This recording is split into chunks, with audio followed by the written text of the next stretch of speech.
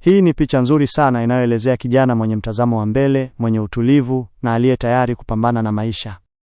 Hapa kuna nukuu za motisha, motivation, zilizoundwa maalum kwa ajili yako na picha yako, chini ya jina la Jailos Abron Believer. Ujumbe wa motisha, Jailos Abron Believer. 1. Kuhusu maono na malengo.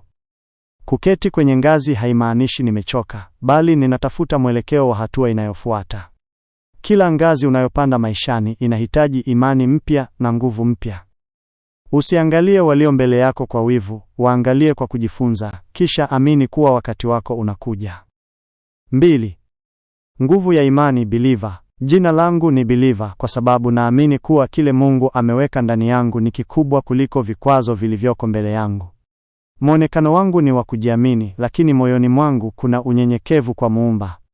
Ukiamini, milango iliyofungwa itafunguka. 3. Mtindo na msimamo. Vaa vizuri, tabasamu kidogo na kabiliana na ulimwengu. Sio kila siku itakuwa rahisi, lakini kila siku ina nafasi ya kuwa bora ukiwa na mtazamo chanya.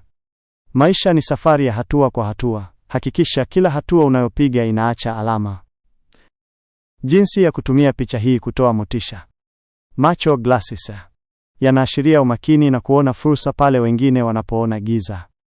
Mkao, sitting posture, unaonyesha utulivu wa akili, composure, hata katikati ya changamoto.